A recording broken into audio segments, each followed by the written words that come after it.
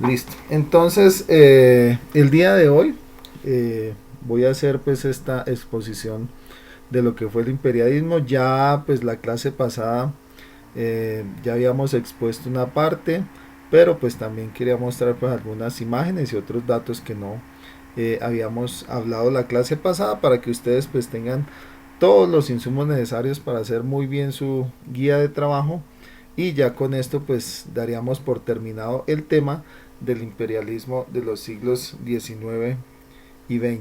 Bueno, aquí tenemos una foto representativa de lo que fue el imperialismo inglés en la India. Tenemos entonces dos oficiales ingleses que son los únicos que se ven de tez blanca, y vemos pues una serie de oficiales indios que pues pertenecen también al ejército de la colonia. Bueno, entonces el imperialismo, ¿qué fue? Bueno, acá tenemos algunas definiciones, ¿no? Entonces fue el dominio de los países industriales europeos de distintos territorios del mundo, sobre todo en los siglos XIX y XX. También la conquista digamos, se dio, perdón, el imperialismo se dio en dos fases, ¿sí? Que fue la conquista y la colonización. Y duró desde la segunda mitad del siglo XIX hasta la primera mitad del siglo XX. Entonces las últimas colonias europeas, sobre todo en Asia y en África, se independizan ya lo que es terminando la primera mitad del siglo XX. Aquí pues podemos ver la caricatura que tienen ustedes en su guía, ¿sí? Donde vemos pues el poder o cómo se extendió, digamos, Inglaterra en sus diferentes colonias a lo largo del planeta. Bueno, ¿cuáles fueron las causas del imperialismo? Pues ya habíamos hablado algunas, pero acá entonces vamos a exponer otra. Entonces, primero la búsqueda de materias primas.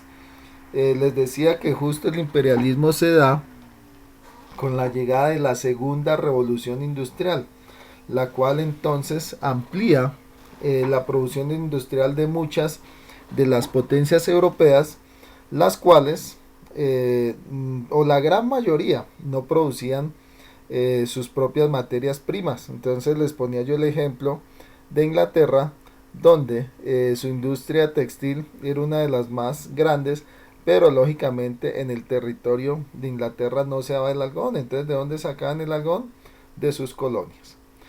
También la necesidad de nuevos mercados. Entonces, asimismo, como esta revolución industrial hace de que las empresas europeas tengan excedentes de producción, sí, excedentes de productos, pues ellos necesitan básicamente vender esos excedentes de productos. ¿Dónde los venden? En sus colonias, que se convierten también en sus nuevos mercados. También era una forma de mostrar su poderío, ¿sí? Ahí sí, como dice pues un adagio popular, la idea era ver quién la tenía más grande, ¿no? Y pues esa forma era quien más colonias tuviera. En este aspecto, pues el ganador absoluto pues fue Inglaterra, con sus colonias en los 5 continentes. También fue una forma en que la expansión de la población europea pues se pudo, digamos, focalizar. ¿Por qué? Porque a mediados del siglo XIX, pues la población europea había crecido bastante, ¿no? Y una de las formas que tenían ellos, digamos, de solucionar ese problema demográfico de tener demasiada población, pues también era mandando a su población a colonizar nuevos territorios. Entonces se expandía la población europea y se solucionaba también el problema demográfico de tener demasiada población. Otra de las causas también fue el nacionalismo, es decir, muchos de estos países eran altamente nacionalistas, y una forma, digamos, de demostrar ese nacionalismo, pues era conquistando nuevos territorios. Además de estas causas, ellos justificaban también esta, este imperialismo. Una de las teorías que surge, ¿sí? En esta época es la teoría europea de la civilización. Es decir, para ellos, la única civilización que se podía considerar como tal, es decir, la única civilización que podía llevar democracia, la única civilización que tenía el derecho, ¿sí?, de llamarse como tal, era la civilización europea. Es decir, para ellos los europeos eran la base de la historia, ¿sí? Es decir, la historia universal se centraba en Europa y lo mismo la base de la civilización. Esa ideología también se llamó como europocentrismo, es decir, toda la historia, la civilización, el mundo giraba en torno a Europa. Y según ellos, todos aquellos que no pertenecían, ¿sí?, a Europa eran incivilizados. Eran incivilizados y básicamente pues esto les daba el derecho y el deber a los europeos de civilizar a todas aquellas regiones, a todas aquellas culturas, a todos aquellos pueblos que no tenían ese origen eh, europeo. Entonces esta es la doctrina que prima en estos años, que es el europocentrismo. Entonces la base de la civilización, la cultura moderna, pues era la cultura europea, y eso les daba el derecho y el deber a ellos de civilizar a estos pueblos que para ellos eran atrasados, salvajes, incivilizados, ¿sí? Entonces esta fue otra de las civilizaciones, perdón, de las justificaciones para los europeos eh, colonizar y imponer el imperialismo en todos estos pueblos africanos y en todos estos pueblos africanos y los pueblos asiáticos. Bueno, también otra de las justificaciones para el imperialismo fue la evangelización, ¿sí? En este caso, pues había unos países europeos que eran de mayoría católica y otros países que eran de mayoría protestante. Igualmente, tanto los países protestantes como los países católicos pues justificaron también el imperialismo, la colonización, ¿sí? La invasión de estas culturas para llevar a cabo lo que se conoce como la evangelización, es decir, la expansión del cristianismo, bien sea católico o bien sea protestante. Y también otra de las justificaciones del imperialismo europeo fue el de la exploración. Es decir, estas tierras africanas y asiáticas eran territorios que se podían definir como territorios vírgenes, vírgenes para, para los europeos. Es decir, los europeos no conocían estos territorios, y pues uno de los propósitos de la colonización europea pues fue también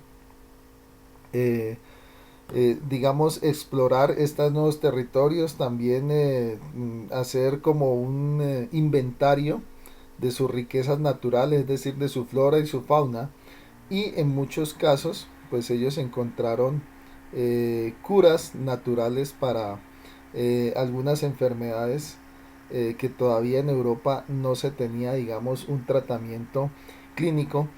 Entonces, pues otra de las justificaciones para el imperialismo pues fue la exploración científica. Aquí vemos los exploradores del África más importantes de finales del siglo XIX, que fue el misionero Livingstone y el explorador Stanley. Ellos, cada uno exploró una parte del África, y al final de sus exploraciones ellos pues se encontraron en un punto determinado. Entonces aquí es cuando la exploración de Livingstone se encuentra con la exploración de Stanley. Bueno, el trabajo de ellos fue importante. ¿Por qué? Porque ellos lograron topografiar, sea, cuando hablo de topografiar fue hacer mapas muy detallados del territorio africano, ¿sí? Entonces permitió hacer mapas muy detallados que más adelante serviría para la construcción de ferrocarriles y también para que los europeos pudieran conocer muy bien el territorio africano. También hicieron pues un inventario de lo que fue la flora y la fauna de este territorio. Entonces los exploradores Livingstone y Steinle pues nos muestran, digamos, lo que fue el espíritu de estos exploradores europeos, ¿no? Su propósito era descubrir, cartografiar, ¿sí? Realizar un inventario de todas las riquezas naturales que tenían estos nuevos territorios. Y pues acá cabe decir que estos dos exploradores eran ingleses. Bueno, aquí vamos a ver algunos elementos que facilitaron el imperialismo. Eh, Como ya dije, pues acordémonos que estábamos durante la segunda revolución industrial. Entonces, inventos que permitieron que esta expansión imperial se diera, pues fueron inventos como el ferrocarril, que permitió entonces que estas potencias europeas tuvieran un control de estos territorios. Por ejemplo, los ferrocarriles que tiene actualmente la India, que es la red ferroviaria más larga del mundo, estos ferrocarriles vienen desde la época imperial inglesa, desde la época colonial inglesa. Es decir, estos ferrocarriles fueron construidos para poder sacar las materias primas que proveía el territorio de la India. Y no solo en la India, sino en otros territorios del Asia y del África. El ferrocarril fue importante porque permitió a estas potencias europeas pues sacar todas estas materias primas que necesitaban para sus industrias. Igualmente tenemos otro invento en la parte superior izquierda. ¿Alguien me puede decir qué es ese invento que dice armas modernas? Pero ¿cuál será esa arma moderna? ¿Quién me puede decir?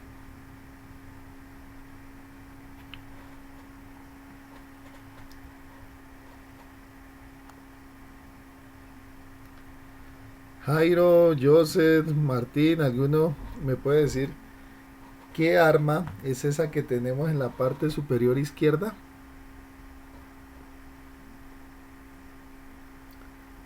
¿Ninguno? Bueno, ahí vemos un... ¿Sí? Sí, sí, sí. ¿Alguien iba a hablar? Bueno, ahí lo que podemos ver es una ametralladora, una ametralladora Gatling. La ametralladora Gatling se inventa a mediados del siglo XIX y fue uno de los inventos también que le dio una ventaja estratégica a los europeos. ¿Por qué? Porque los europeos en muchos o en la gran mayoría de territorios que ellos colonizaron, ¿sí? Ellos encontraron resistencia de las tribus y los pueblos locales. Es decir, lógicamente muchos de esos pueblos no dijeron, ah, llegaron los europeos, listo, invádanos y conquístenos. No, muchos se resistieron.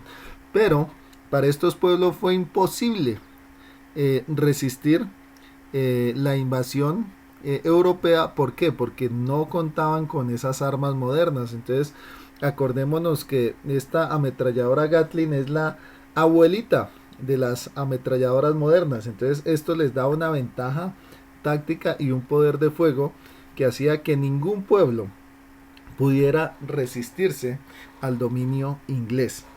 También entonces podemos ver los barcos, ¿no? En esta época entonces teníamos los barcos a vapor y a principios del siglo XX ya estábamos viendo también los barcos a diésel.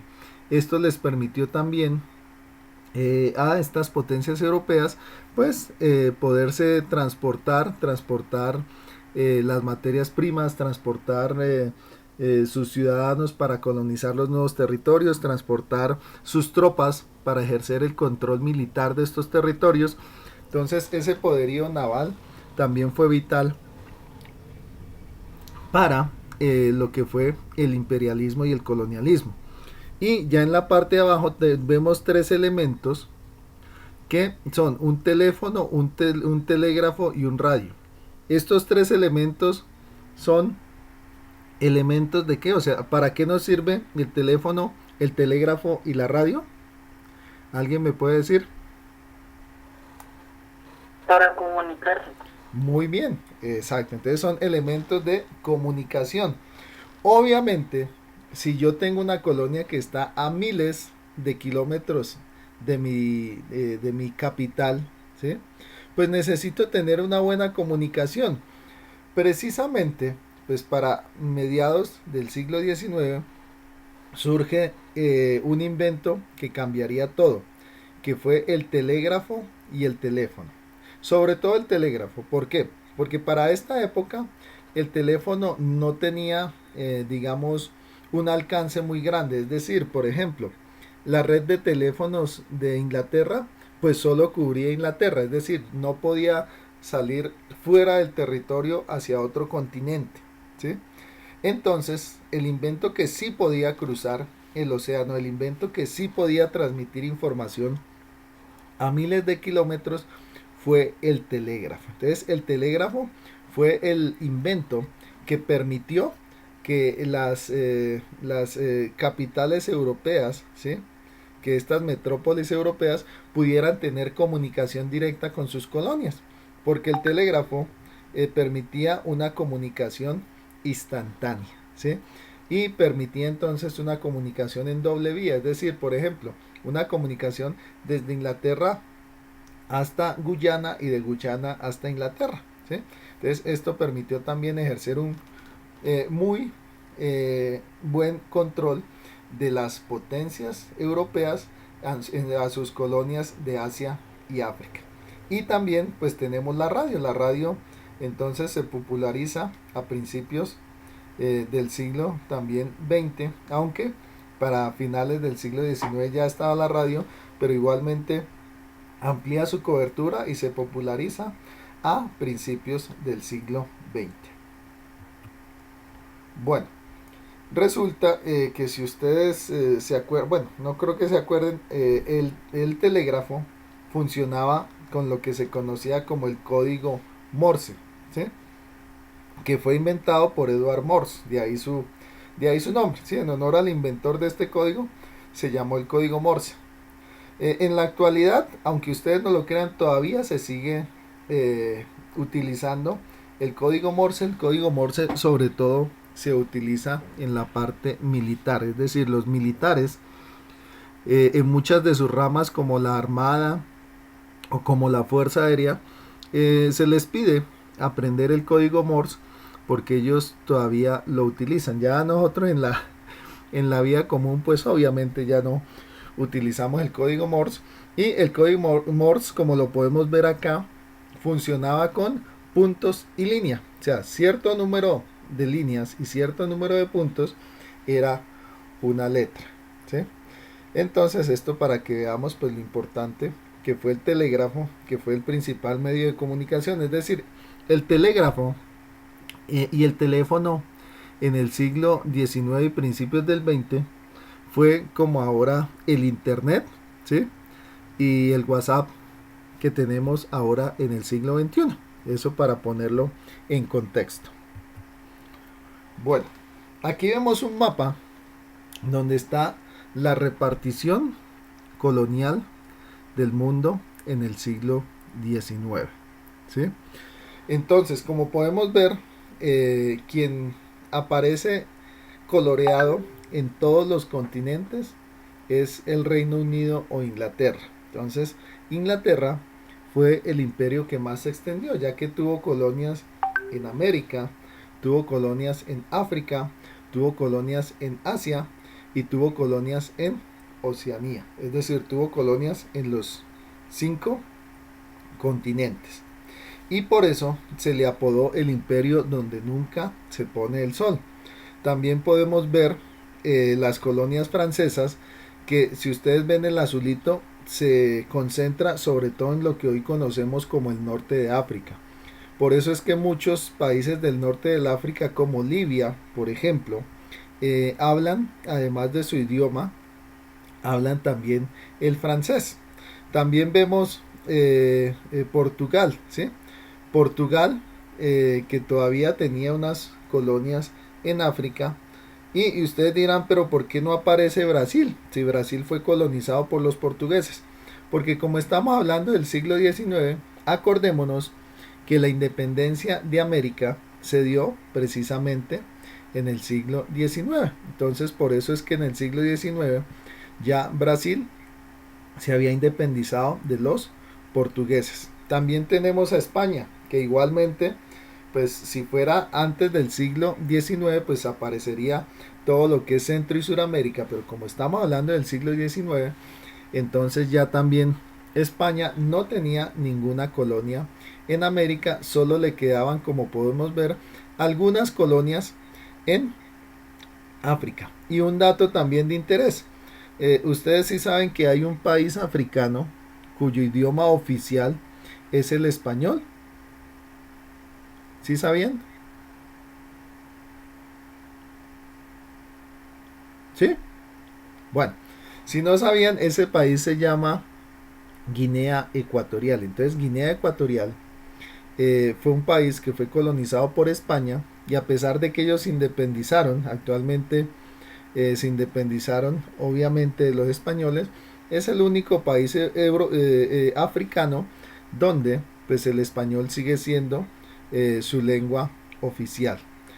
Y pues acá podemos ver pues la repartición que tuvieron los europeos del mundo. Y ahí aparece también Estados Unidos, pues con su territorio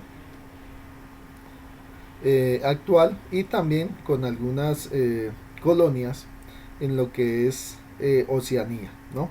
Por eso también fue que vino la disputa años más tarde cuando se da la Segunda Guerra Mundial. ¿Por qué? Porque Japón reclamaba esas colonias estadounidenses en Oceanía como parte suya. Bueno, la época imperial inglesa se da o tiene su máxima expansión, su máximo esplendor en lo que se conoce como la era victoriana. ¿Sí? Entonces la era victoriana fue la era de mayor expansión y mayor crecimiento del imperio inglés. Se llamó era victoriana ¿por qué? Por esta señora que vemos ahí. Entonces esta señora que vemos ahí se llamó la reina Victoria. ¿Sí? Entonces la reina Victoria fue la reina que logró la mayor expansión del imperio inglés. Entonces durante esta época del gobierno o el reinado de la reina Victoria, Inglaterra logra establecer la mayor cantidad de colonias y dominios. ¿Sí? Estos estaban sometidos políticamente, aunque tenían cierta independencia, lo que ya hablábamos la clase pasada de los tipos de colonización.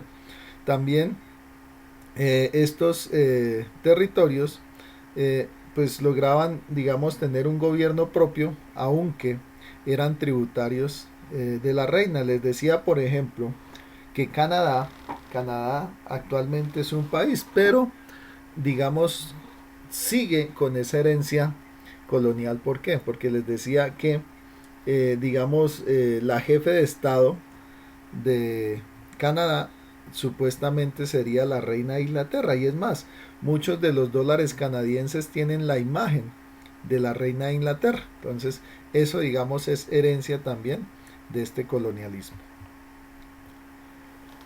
Bueno, y aquí podemos ver un mapa más detallado de todas las colonias que tenían los ingleses. Entonces podemos ver todas las colonias que tenían o que ocupaban del territorio africano, las colonias que tenían también en el territorio asiático y también las colonias que tenían en el territorio de Oceanía. Entonces vuelvo y digo, por eso eran llamados el imperio donde nunca se pone el sol, porque tenían colonias en los 5 continentes. Y ya en la parte de arriba podemos ver un oficial inglés y el ejército imperial inglés, sobre todo. Esta imagen es del ejército imperial inglés de la India. Bueno, una de las obras importantísimas, ¿sí? O si no la más importante, obra de ingeniería que se da durante el imperialismo y el colonialismo del siglo XIX fue el Canal del Suez. ¿Sí? El Canal del Suez es el que une todo lo que es África y Asia Menor con Europa. ¿Sí? Entonces si ven la importancia de este canal. ¿Por qué? Porque permitía entonces que los barcos, sobre todo ingleses y de las otras potencias europeas, pudieran fácilmente acceder al territorio africano y al territorio del Asia Menor. El canal del Suez entonces es construido en Egipto, que Egipto por muchos años fue primero colonia y después protectorado inglés. Como le dice acá, Inglaterra lo controla desde el año 1875, ¿sí? Y lógicamente los barcos que pasan por el canal tienen que pagar un peaje, ¿sí? Como el que pagan los carros. Ustedes cuando viajan en un bus o en carro particular, pues se darán cuenta que cuando uno pasa por un peaje tiene que pagar. Igualmente los barcos que pasaban y que pasan, porque todavía existe por el canal del Suez, pues igualmente tienen que pagar un impuesto o un peaje. Entonces esto también permitió pues que los europeos y sobre todo los ingleses lograran un control total de sus colonias, porque como les decía, permitía unir eh, el continente africano y también Asia Menor con Europa, ya que este canal entonces comunicaba rápidamente lo que era el mar Mediterráneo para el acceso a África. Esa foto que vemos es una foto satelital de lo que es el canal del Suez. Entonces ahí podemos ver esa franja azulita y al fondo podemos ver el mar Mediterráneo. Entonces ahí nos damos cuenta que unía el mar Mediterráneo con entonces el mar Rojo y daba el acceso a los europeos a el continente africano y el continente de Asia Menor. Aquí entonces es cuando Ferdinand Lesseps, que fue el ingeniero inglés, ¿sí? Presenta el proyecto a las autoridades egipcias. Entonces, en esta época, los ingleses tenían el control de Egipto, pero era ese tipo de colonia que era más bien un protectorado, es decir, los egipcios mantenían su gobierno, ¿sí? Pero este gobierno era manejado por la metrópoli inglesa, es decir, era manejado desde Londres. Y acá es cuando los ingenieros ingleses le presentan el proyecto a las autoridades egipcias, pero realmente era Inglaterra quien manejaba este canal, ¿no? Y este proyecto. Acá entonces vemos también una imagen de lo que fue la inauguración del canal del Suez. Entonces el canal del Suez se inaugura en 1869 y da entonces origen al tránsito, ¿sí? O al comercio entre Europa y África y Asia Menor. Bueno, entonces, ¿qué le permitió a Inglaterra? Aumentar su dominio territorial y comercial en Asia. Y también lo convirtió a Inglaterra en la primera potencia industrial. ¿Por qué? Porque hasta ese momento el canal del Suez era la obra de ingeniería más grande que conocía el hombre. Es decir, todavía nadie había construido un canal tan grande. Por ejemplo, pero ustedes dirán, ¿y el canal de Panamá? El canal de Panamá se termina en 1903, o sea, empieza su construcción a finales del siglo XIX y termina en el XX. Pero ahí todavía no estaba siquiera empezado el canal de Panamá, pero ya estaba completado el canal del Suez. Bueno, aquí podemos ver otras potencias coloniales de importancia. Vimos Inglaterra, vimos todas sus colonias y vimos también cómo se extendió y cómo lograron dominar por medio de los avances tecnológicos, ¿sí? Como el armamento, como el transporte, como la ingeniería. Bueno, otras potencias europeas de importancia fueron Francia, que tenían colonias de carácter militar y comercial, y sobre todo se concentraban en lo que era el norte de África e Indochina, ¿sí? Bélgica. Bélgica entonces se centró sobre todo en las colonias en el centro de África y también surge lo que se conoce como el Congo belga. El Congo belga pues es un episodio oscuro de lo que fue la colonización, ya que el rey Leopoldo prácticamente patrocinó un exterminio sistemático de los africanos del Congo, ¿sí? El rey Leopoldo permitió entonces la esclavización de los habitantes del Congo. Hubo masacres, hubo también lo que fue corte de manos, es decir, mutilación, ¿sí? Todo eso para mantener el control de los belgas en el Congo. Y también tenemos a Holanda. Holanda entonces también tomó algunos países africanos y también un dato fue que Holanda se peleó con Inglaterra, o sea, se peleó por Inglaterra por muchas de las colonias, especialmente lo que hoy conocemos como Sudáfrica y todos los países vecinos. Se dio una guerra que se conoció como la guerra de los Boers, que fue una guerra por el control colonial entre Holanda y Inglaterra. También entonces Holanda tuvo diferentes colonias en Oceanía, donde básicamente trasladó sus fábricas.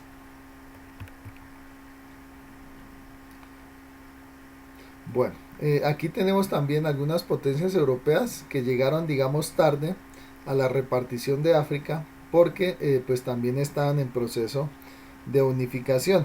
Ya habíamos hablado en la clase pasada del canciller Otto von Bismarck, que era el canciller alemán que fue quien lideró a finales del siglo XIX el acuerdo de reparto de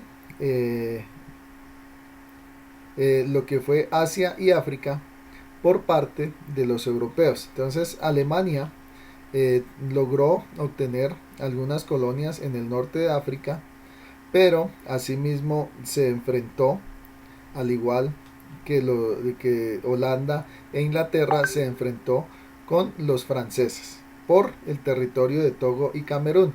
Italia entonces también alcanza a dominar parte del sur de Egipto, Somalia y Etiopía. En este caso, digamos, el personaje importante de Italia fue Víctor Manuel II, ¿sí?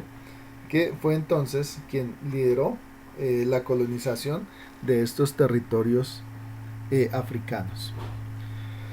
Las últimas potencias imperiales, o sea, las que sí definitivamente llegaron más tarde a la repartición, pues fueron Estados Unidos. Estados Unidos, ¿por qué? Porque Estados Unidos entonces a finales del siglo XVIII se independiza. O sea, Estados Unidos era también una colonia inglesa, pero cuando a finales del siglo XVIII se independiza, se convierte rápidamente en una de las principales potencias mundiales. ¿Por qué? Porque Estados Unidos contaba con una cantidad de recursos casi que ilimitados para la época. Entonces, a diferencia de las otras potencias imperiales, Estados Unidos no necesitaba buscar materias primas en otros territorios, porque básicamente ellos tenían todas las materias primas que necesitaban en su territorio. Entonces eso rápidamente los hizo convertirse en una potencia o en la principal potencia mundial. También, a diferencia de las otras potencias que impusieron el imperialismo, tomando posesión, ¿sí?, militar de estos territorios, no. Entonces, el imperialismo de Estados Unidos más bien fue económico. Entonces, miremos acá las características. Entonces, lo que hizo Estados Unidos fue instalar empresas comerciales, ¿sí? Anexionar territorios como Cuba y Filipinas. Resulta que a mediados del siglo XIX todavía Cuba y Filipinas pertenecían a España. Resulta que dentro de Estados Unidos se da, digamos, un movimiento que tiene el siguiente eslogan: América para los americanos. Entonces, este eslogan de América para los americanos hace de que Estados Unidos y España se entren en guerra, en una guerra que se conoció como la Guerra Hispano-Norteamericana. ¿Para qué se dio esta guerra? Pues básicamente los Estados Unidos, su fin era liberar, entre comillas, las últimas colonias españolas que quedaban. Esas últimas colonias españolas que quedaban eran Cuba, Filipinas y la isla de Puerto Rico. Entonces, cuando se da la guerra entre España y Estados Unidos, a finales del siglo XIX, pues Estados Unidos se anexa a Puerto Rico. O sea, Puerto Rico en la actualidad es lo que se conoce como un estado libre asociado, es decir, un estado de los Estados Unidos donde pertenece a los Estados Unidos, pero tiene cierta independencia como que en Puerto Rico, además de el inglés, pues el idioma, digamos, oficial, ¿sí?, es el español, cosa que no sucede en los demás territorios de Estados Unidos. También en el caso de Puerto Rico, ellos eligen también a su gobernador, ¿sí?, y también tienen su propia moneda, es decir, ellos utilizan el dólar, pero también tienen su propia moneda. Entonces, como consecuencia de esta guerra hispano-norteamericana, esta guerra entre Estados Unidos y España, entonces Estados Unidos queda con Puerto Rico como un estado libre asociado. Asimismo, entonces Cuba y Filipinas quedan bajo control de los Estados Unidos. Bueno, y la otra potencia colonial fue Japón. Japón también llega tarde. Entonces, Japón, a mediados del siglo XVIII, era un país pues sumamente atrasado, pues comparado con otras potencias, por lo menos digamos de Europa.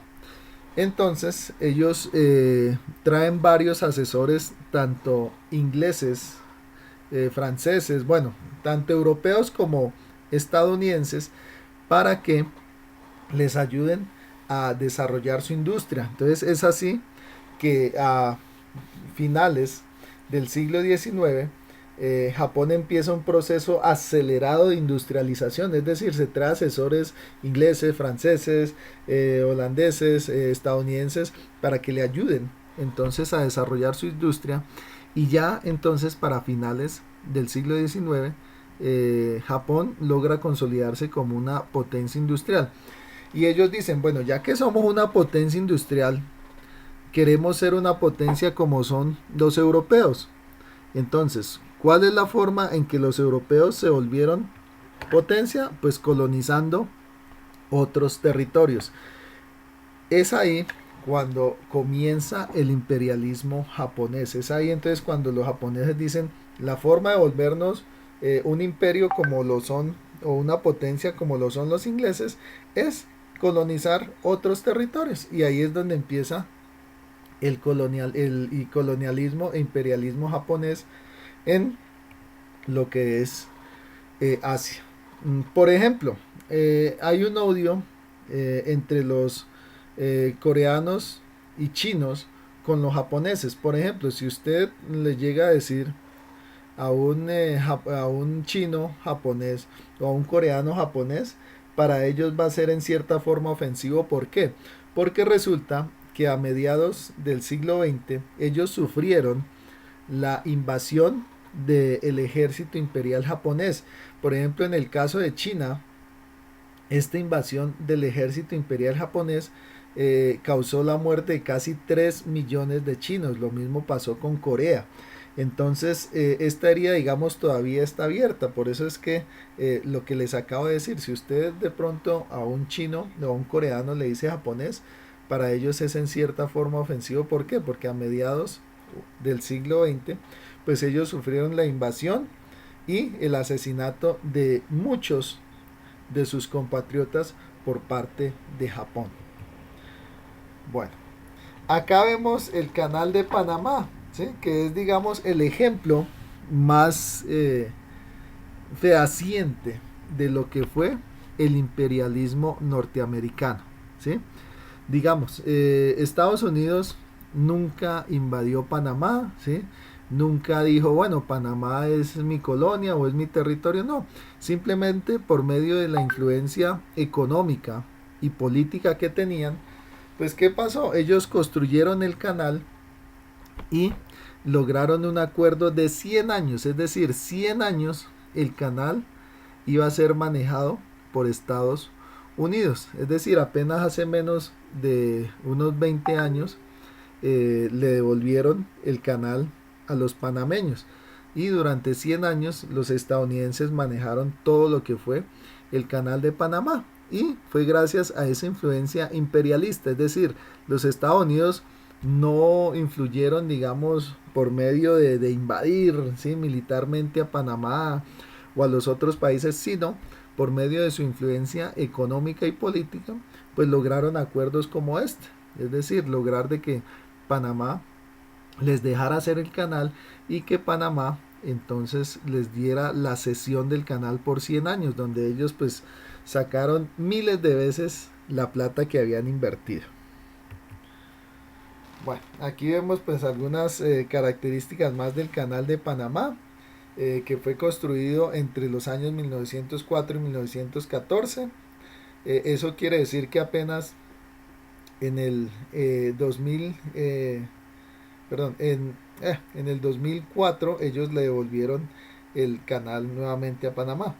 También entonces ellos controlaron lo que hizo Panamá e impulsaron que Panamá se independizara de Colombia. Es decir, hasta el año 1903 Panamá hacía parte del territorio de Colombia. Y pues una de las causas que hizo de que Panamá se independizara de Colombia fue la influencia de los Estados Unidos, aunque no se le puede echar toda la culpa, porque los panameños hacía mucho rato querían independizarse de nuestro país, pero digamos quien les acabó de dar el impulso final para independizarse pues fueron los Estados Unidos. Este canal, que antes del canal del Suez era el más grande del mundo, pero cuando se termina el canal de Panamá pues termina siendo el canal más grande del mundo. Trabajaron cerca de 70,000 personas y asimismo murieron cerca de 20,000, sobre todo por lo que fueron las enfermedades tropicales, ¿sí? Se inauguró, como ya habíamos dicho, en 1914 y consolidó a Estados Unidos como la primera potencia mundial. ¿Por qué? Porque logró hacer un canal que era mucho más grande que el canal del Suez y mucho más importante, ya que logró comunicar el océano Atlántico con el océano Pacífico, lo cual hizo que el comercio mundial fuera mucho más rápido y fácil. Bueno, ¿qué pasó en el mundo debido al imperialismo europeo? Entonces, a partir de 1870 se dan alianzas, ¿sí?, entre los países europeos. Y esas alianzas también generan discordia entre ellos mismos. Una que se llamó como el Triple Entente y la otra la Triple Alianza. Comienza una carrera armamentista entre los europeos y estas ambiciones terminan generando el nacionalismo y la Primera Guerra Mundial en el año 1914. Entonces, el próximo tema que vamos a trabajar, muchachos, será el de la Primera Guerra Mundial, donde vamos a ver entonces cómo es que se crea esto de la Triple Alianza, el Triple Entente, por qué se dan estas disputas entre los europeos y por qué termina generándose la Primera Guerra Mundial. Bueno, aquí vamos a ver entonces el imperialismo japonés. Ahí podemos ver entonces el territorio que invaden los japoneses, que como ya había dicho fue China y Corea. Esto se hace durante la era Meiji, eh, en donde se da el proceso de modernización de Japón. Lo que ya les había dicho, Japón era un país muy atrasado para la época. Empieza su modernización industrial con apoyo de los europeos y los norteamericanos, y después de que se moderniza Japón, empieza entonces con la idea del espacio vital, es decir, nosotros si somos potencia necesitamos expandirnos por el resto del territorio. Ahí es cuando eh, entra en guerra con China y con Corea, ¿sí?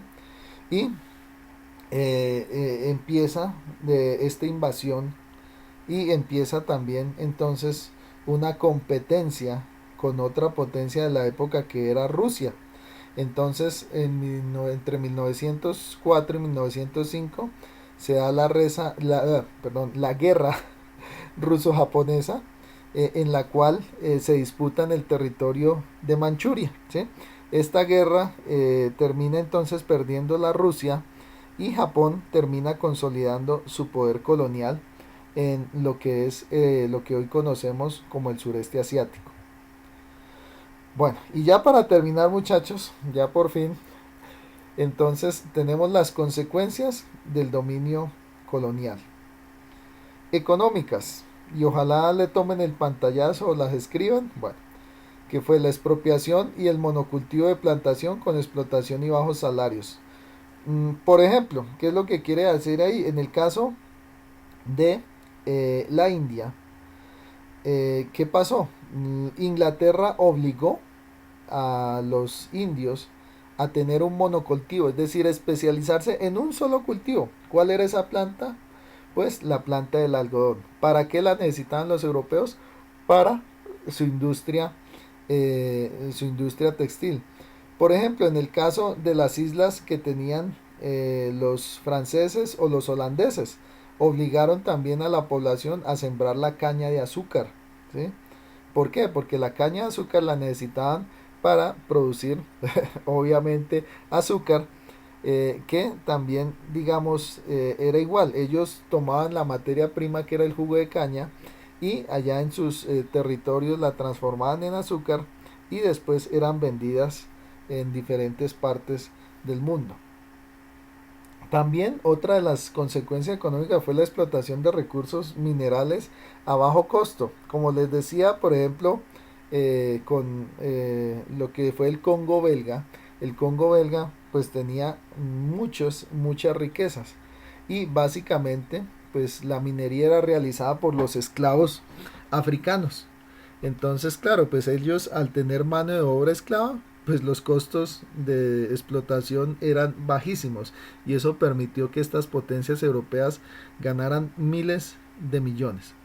Y también otra de las consecuencias fue la ruina de la artesanía local por por la competencia europea. Por ejemplo, pongo otra vez el ejemplo de la India, pues ellos tenían sus vestidos, digamos, tradicionales, pero ¿qué pasaba? Los ingleses les obligaban a vestir y a utilizar sus prendas de vestir que eran elaboradas en sus grandes fábricas en Inglaterra. Entonces eso también poco a poco fue acabando con, digamos, la industria local de textiles. Consecuencias demográficas. Las vacunas y los hospitales condujeron a un desequilibrio entre la población y los recursos. ¿Qué pasaba?